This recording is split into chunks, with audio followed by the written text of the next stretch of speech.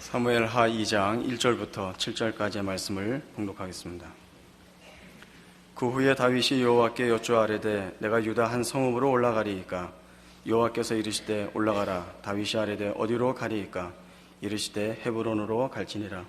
다윗이 그의 두 아내 이스라엘 여인 아히노함과 갈멜 사람 나발의 아내였던 아비가일을 데리고 그리로 올라갈 때에 또 자기와 함께한 추종자들과 그들의 가족들을 다윗이 다 데리고 올라가서 헤브론 각 성읍에 살게 하니라. 유다 사람들이 와서 거기서 다윗에게 기름을 부어 유다 족속의 왕으로 삼았더라. 어떤 사람이 다윗에게 말하여 이르되 사울을 장사한 사람은 길르한 야베스 사람들이니이다 하매 다윗이 길르한 야베스 사람들에게 전령들을 보내 그들에게 이르되 너희가 너희 주 사울에게 이처럼 은혜를 베풀어 그를 장사하였으니 여호와께 복을 받을지어다. 너희가 이 일을 하였으니 이제 여호와께서 은혜와 진리로 너희에게 베푸시기를 원하고 나도 이 선한 일을 너희에게 갚으리니 이제 너희는 손을 강하게 하고 담대히 할지어다. 너희 주 사울이 죽었고 또 유다 족속이 내게 기름을 부어 그들의 왕으로 삼았음이니라 하니라. 이제 사울이 죽고 다윗이 당연히 그 뒤를 이어 이스라엘의 왕이 될 차례가 되었습니다. 그러나 다윗이 이스라엘의 왕이 되는 과정은 순탄치 않았다고 사무엘 하의 기록들이 전하고 있습니다. 사울이 죽자 8절 이하에서 보듯이 사울의 군사령관 넬의 아들 아브넬이 사울의 아들 이스보셋을 데리고 마하나임으로 건너가서 거기 있는 모든 나머지 이스라엘의 유다 지파를 제외한 나머지 지파의 왕으로 삼았음을 볼 수 있습니다. 다윗은 유다 족속에 의해서 왕이 됩니다. 그리고 길르앗 야베스 사람들이 죽은 사울과 요나단을 장례를 잘 치렀다는 소식을 듣고 그들에게 이제 사람을 보내어 그 화친의 유화 제스처를 쓰는 것을 우리가 본문에서 볼 수 있습니다.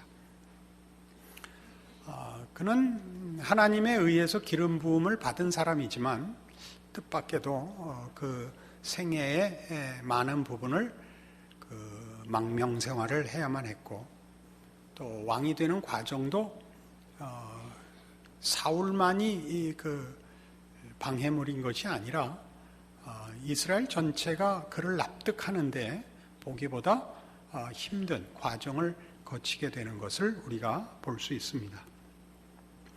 그래서 다윗은 그가 마지못해 피난지로 택한 그 블레셋에서나 또는 이 왕이 되는 과정에서 그 여러 그 신앙의 위인으로서는 납득하기 어려운 행보들을 보이는 것이 여기저기서 보여집니다. 오늘도 그가 유다로 올라가서 유다 족속들에 의하여 왕으로 기름 부음을 받는데 이 문제는 그 사무엘상 30장 26절 이하에 보면 그가 이 시글락 블레셋의 시글락의 피난처를 택하고 망명 생활을 할 때 조그만 종족들을 공격해서 얻은 전리품들을 이미 유다의 여러 성읍에 보내어 정치적인 그 준비를 하고 있었던 것을 증언하고 있습니다. 그리고 오늘 길르앗 야베스의 사람들을 보내어 화친의 그 제스처를 쓰는 것도 이 길르앗 야베스 사람들은 사울이 처음 왕이 됐을 때 암몬 족속의 침략을 받아 그 위기에 처했을 때 사울의 도움을 받아 그 전쟁을 이겼던 구원함을 얻었던 사람들입니다. 그들이 사울에게 특별한 애착을 갖는 것은 당연할 것입니다. 그러므로 이 다윗이 이제 그 자기와 대적하는 나머지 이스라엘 모든 지파, 아직 남아있는 사울 왕가의 권력과의 대치 상태에서 길르앗 야베스 사람들을 자기 편으로 끌어들이려는 약삭빠른 정치 행보를 보이고 있다, 이렇게 얘기할 수도 있습니다. 물론 여태껏 여러분 제 다윗에 관한 설교를 들어오시면서 우리 목사님은 왜 이렇게 다윗을 괄세하는가 그런 의문이 하나 생겼으리라 생각이 듭니다. 이 훌륭한 사람입니다. 다윗은 하나님의 마음에 합한 자라는 판정을 받은 대단한 위인입니다. 그러나 저는 다윗 알기를 개떡같이 알아가지고 여러분들이 보다시피 이게 무슨 틀림없이 전생에 무슨 악연이 있다 이렇게 생각하시게 됐습니다. 여기에는 그럴 만한 이유가 있습니다. 먼저 기독교 신앙의 핵심이 되는 내용은 하나님의 은혜입니다. 그래서 기독교 신앙을 다른 여러 표현 중에 대표적인 다른 표현으로 복음이라고 하는 것입니다. 그것은 구원에 관한 것만을 복음이라고 하는 것이 아니고 기독교 신앙 전체를 한마디로 요약하면 그 특징되는 내용을 잘 대표하는 말로 복음이라고 할 수 있습니다. 복음인 이유는 하나님이 자격이 없는 정도를 지나서 하나님 앞에 심판받아 마땅한 자리에 있는 인간에게 은혜를 베풀고 사랑하여 하나님의 자녀라는 영광의 자리로 부르셨다 하는 것이 기독교 신앙의 핵심되는 내용입니다. 그러면 이 문제를 다룰 때 우리가 하나님의 은혜와 사랑이라는 것은 인간 쪽에서 자신의 운명과 또는 소원에 대하여 아무 자격이 없다는 것을 전제로 하는 표현입니다. 성경에 나오는 인물일지라도 그를 위인으로 삼아서 그가 어떻게 위인이며 훌륭한가를 그에게서 자격과 조건을 따져서 논하기 시작하면 거기엔 자랑만 남습니다. 다윗은 다윗답다만 남지 하나님의 은혜가 설 자리가 없습니다. 그러면 그것은 기독교 전체 정신과 일치하지 않게 됩니다. 또한 우리도 만일 우리가 다윗의 훌륭한 점을 그의 자격과 조건에서 논하기 시작을 한다면 우리가 다윗을 오해한 것 같이 우리 자신을 오해해서 우리도 하면 된다고 생각을 하는 정신에 입각한 것이 됩니다. 다윗이 그랬던 것 같이 우리도 그러자 할 수 있다가 된다면 하나님이 필요가 없어집니다. 예수님을 보낼 필요도 없고 십자가는 무의미해집니다. 이것이 성경 전체의 사상이기 때문에 우리는 이 문제를 분명하게 인식해야 되고 그런 차원에서 다윗은 성경이 설명하는 대로 제대로 풀어봐야 됩니다. 이러한 성경 전체의 사상을 다윗에게 적용할 수 있는 근거가 있습니다. 시편 51편이 그것입니다. 구약성경 838페이지 시편 51편. 이 시편 51편은 그 제목에 있다시피 다윗의 시며 다윗이 밧세바와 동침한 후 선지자 나단이 그에게 왔을 때 지은 시입니다. 즉 회개의 시입니다. 1절에서 5절까지 제가 보겠습니다. 하나님이여 주의 인자하심을 따라 내게 은혜를 베푸시며 주의 많은 긍휼을 따라 내 죄악을 지워주소서. 나의 죄악을 맑게 씻으시며 나의 죄를 깨끗이 제하소서. 무릇 나는 내 죄과를 아오니 내 죄가 항상 내 앞에 있나이다. 내가 주께만 범죄하여 주의 목전에 악을 행하여 싸우니 주께서 말씀하실 때 의로우시다 하고 주께서 심판하실 때 순전하시다 하리이다. 내가 죄악 중에서 출생하였으며 어머니가 죄 중에서 나를 잉태하였나이다. 이 회개의 시는 굉장히 중요하고도 또 특별합니다. 왜냐하면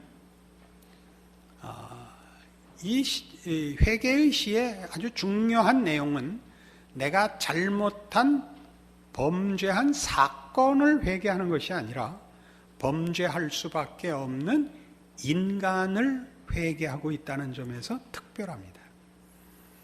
다윗의 회개는 내가 밧세바 사건을 잘못 저질렀습니다. 이 죄를 용서해 주십시오가 아니라 나는 항상 죄를 질 수밖에 없는 존재이니 나를 새로 빚어 주소서가 이 회개의 시의 핵심입니다.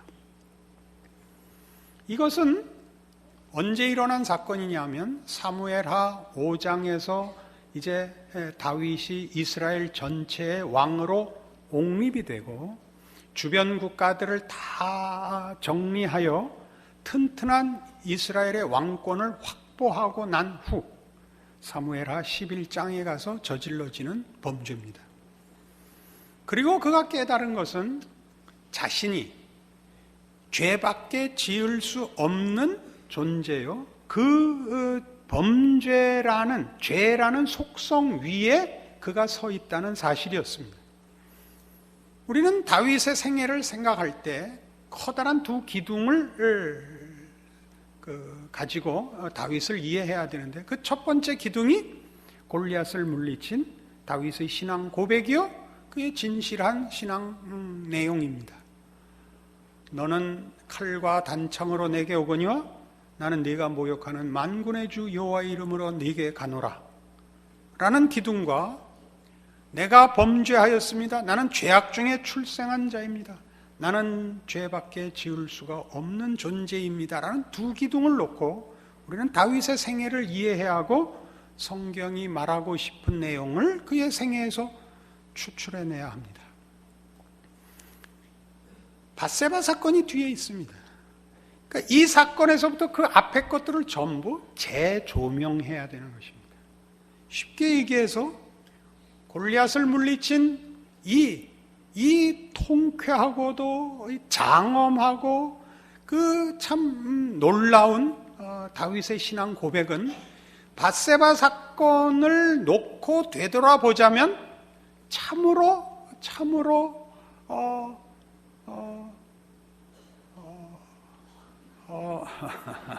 입니다. 아시겠죠? 아직 인간이 무엇인지를 다 모르는 자의 의욕과 자신만만한 신앙 고백인 것입니다. 이거를 다윗을 폄하하자는 얘기도 아니에요. 그의 신앙 고백에 하자가 있다는 얘기로 하는 것이 아닙니다.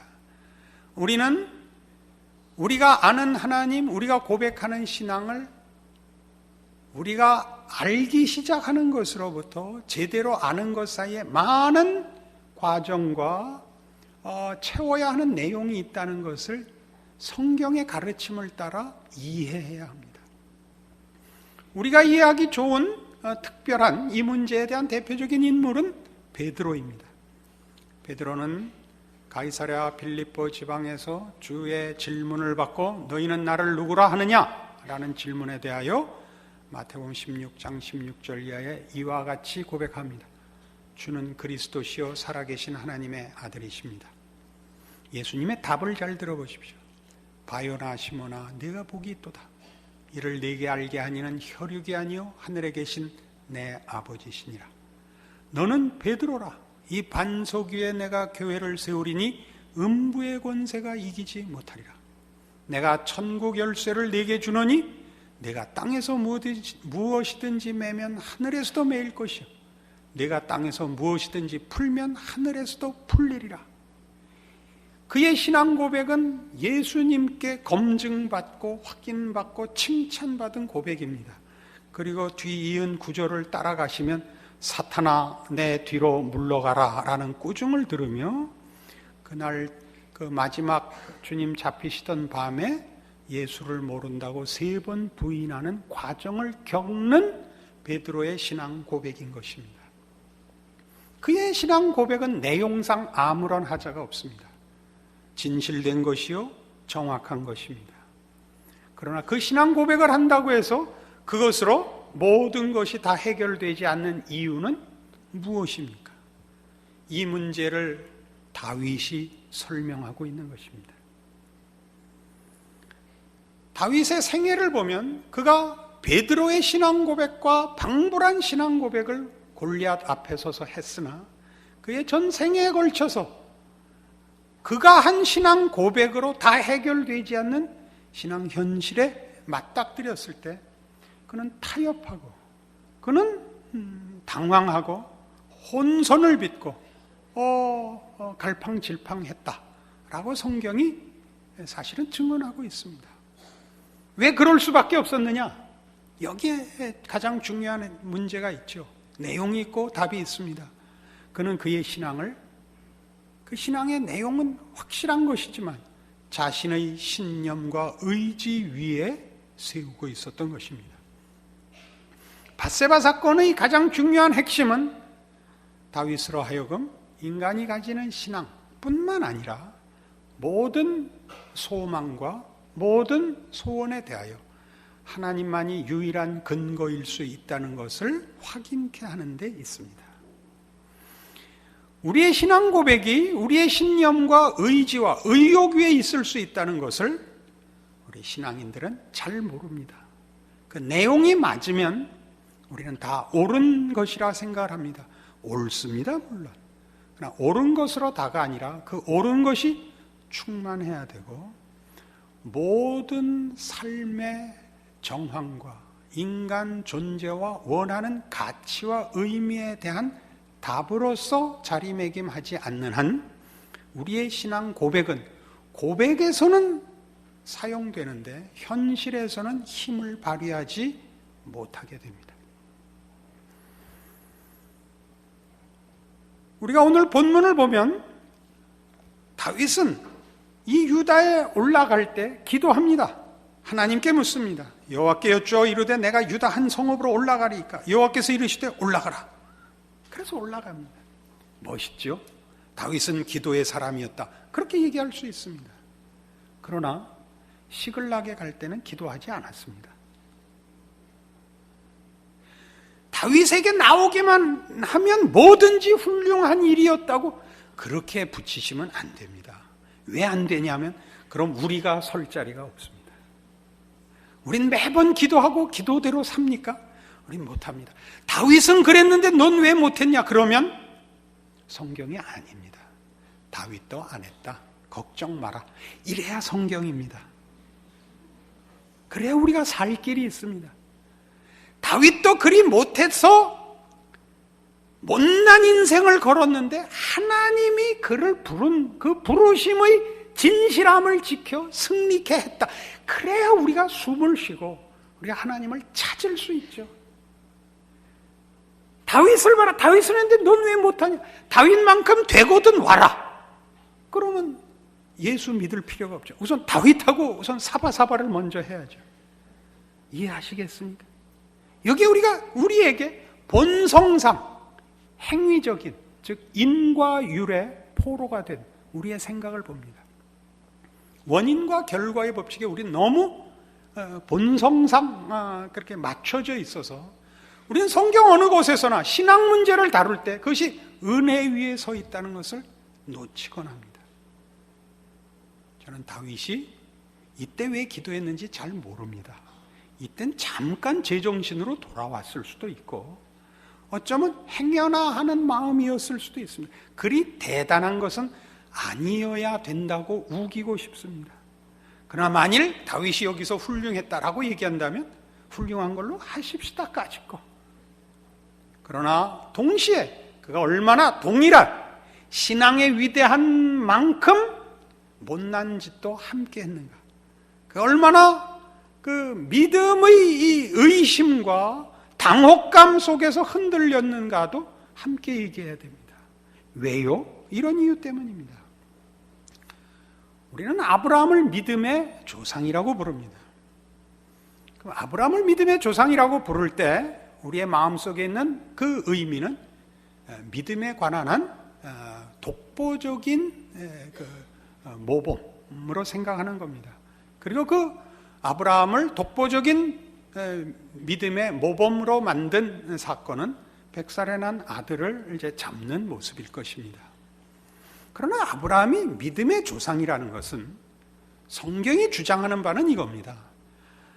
아브라함이 하나님 앞에 특별한 사람으로 대접을 받는 것은 그가 가진 실력이나 그가 가진 무슨 의리나 그가 가진 특별한 자격 때문이 아니라 하나님이 그를 불렀기 때문이다 이겁니다.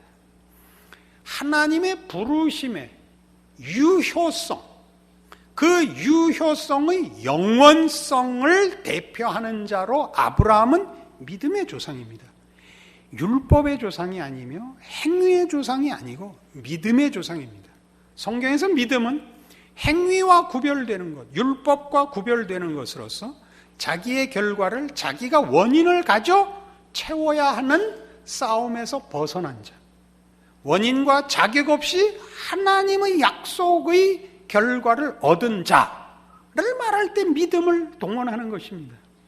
그러니까 아브라함의 이 믿음의 조상된 성경적인 의미는 하나님이 부르시면 그 부르심이 우리의 못남과 미련함과 게으름에 상관없이 유효하다.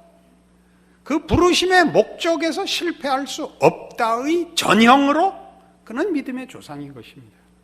그래서 아브라함의 생애를 보면 그가 위기에 처했을 때 그의 아내를 누이라고 속이기도 하고 그 아이를 내 몸에서 자식을 주겠다 하는 것을 믿지 못해서 하갈과의 사이에 이스마엘을 낳기도 하고 하는 여러 그 우리와 방불한 실력의 그 신앙적인 타협과 못난 짓과 변칙적인 행보를 보입니다. 마찬가지입니다. 다윗은 뭐냐?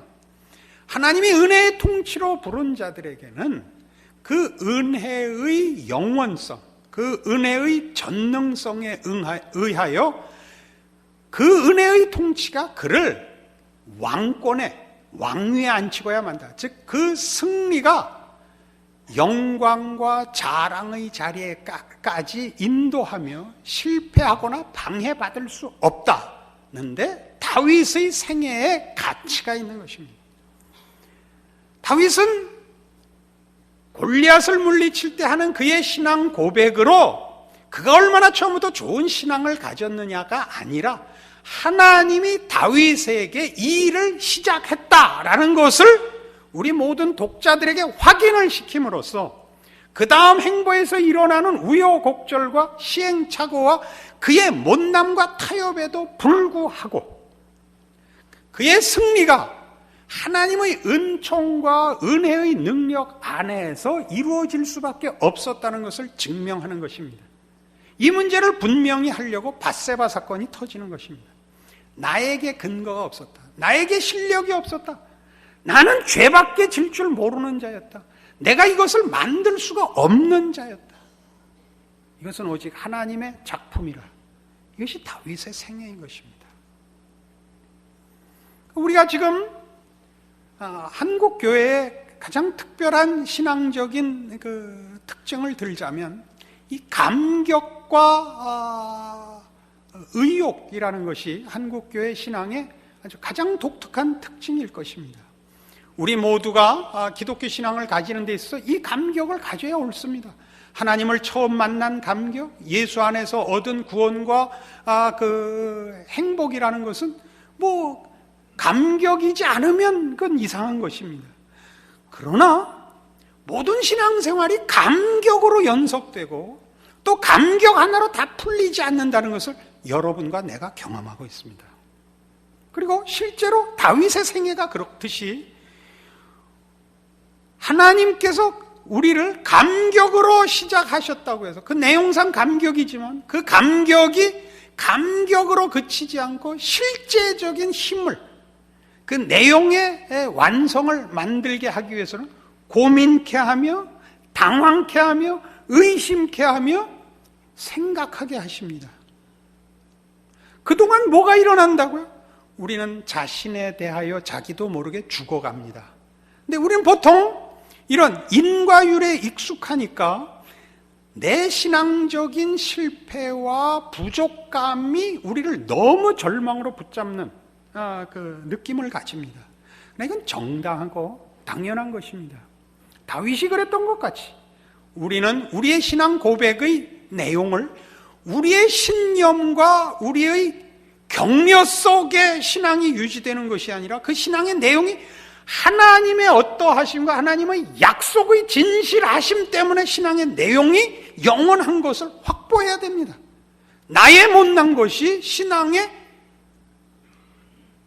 손해가 될 수 없고, 신앙 내용에 말이죠. 내가 적극적이라고 해서 신앙 내용이 증가하는 것도 아니지 않습니까? 그러니까 내 위에 세워놓았던 것을, 나 자신의 부족함을 확인하여 나를 치고 이 기초를 오직 하나님 위에로 바꾸는 작업이 우리에게는 나라는 존재의 무너짐에 대한 그 체념, 낙심, 불안 이런 것으로 가득해서 우리는 대부분의 신앙인들이 나는 신앙인이라고 말할 자격이 없어라는 그 이상한 겸손도 아니고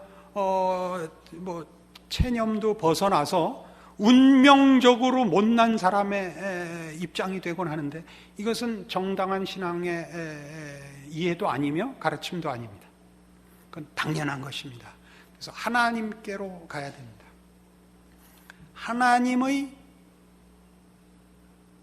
영원하심과 거룩하심의 그 속성과 인격과 그 약속 위에 우리가 아는 신앙 고백이 존재하는 것입니다.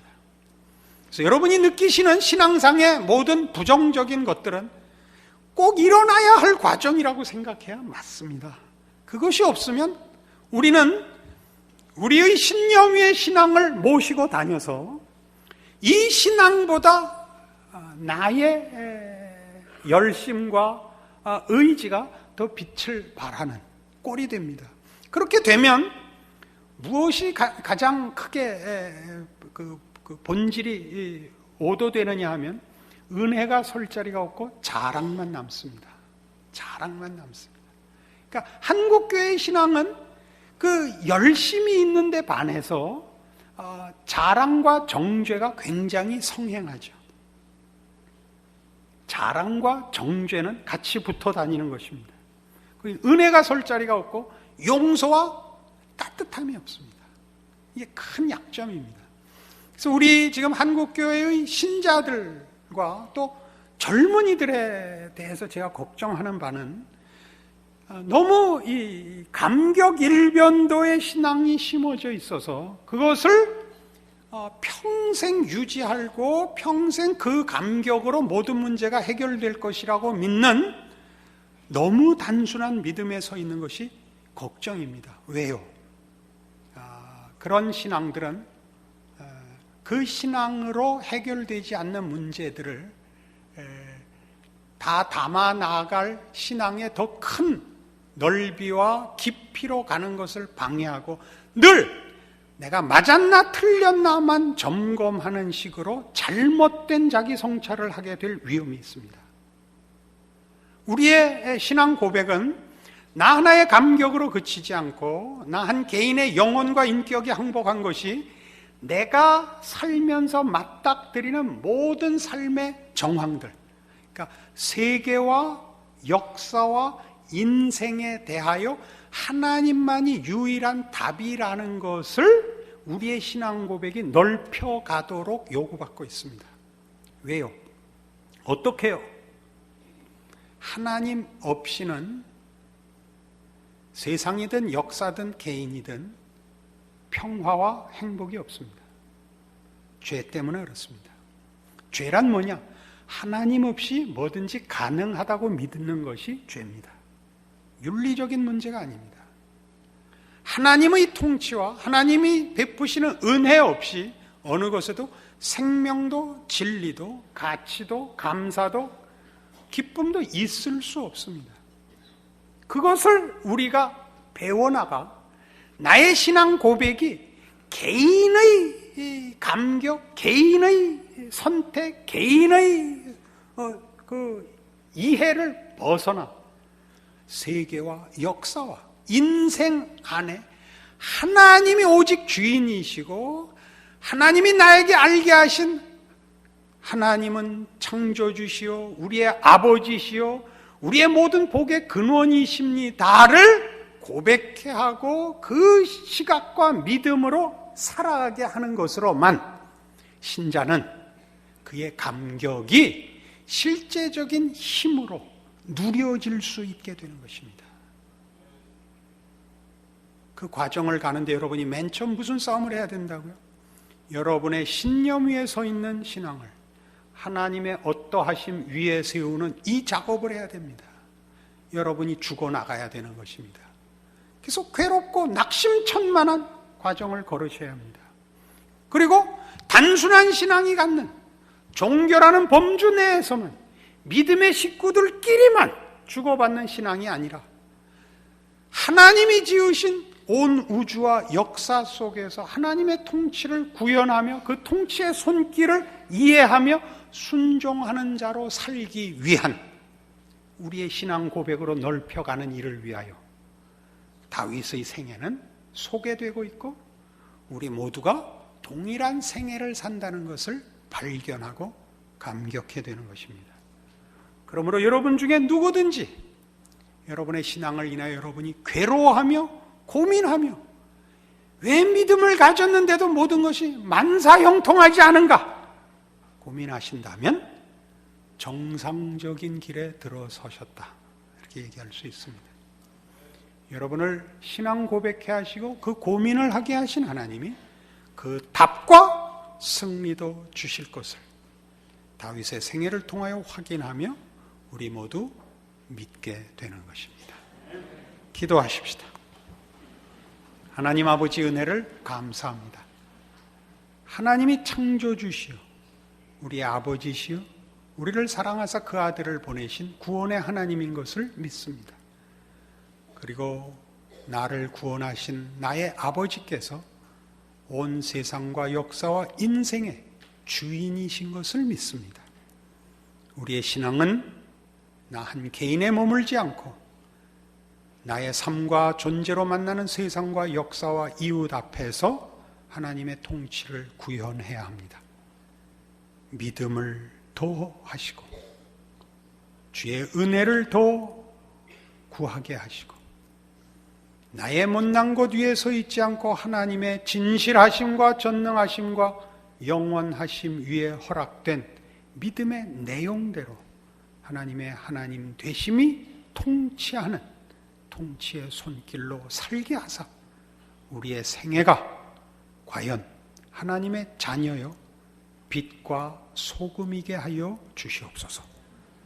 지금은 우리 주 예수 그리스도의 은혜와 하나님 아버지의 극진하신 사랑과 성령님의 교통하심이 하늘 하나님을 아버지라 부르는 자의 신앙 고백과 고민과 갈등과 의심과 몸부림을 넘어 기어코 승리를 주시는 하나님의 은혜를 붙잡고 믿음의 인내를 승리를 약속하고 돌아가는 심령들 위해 영원토록 함께 있을지어다.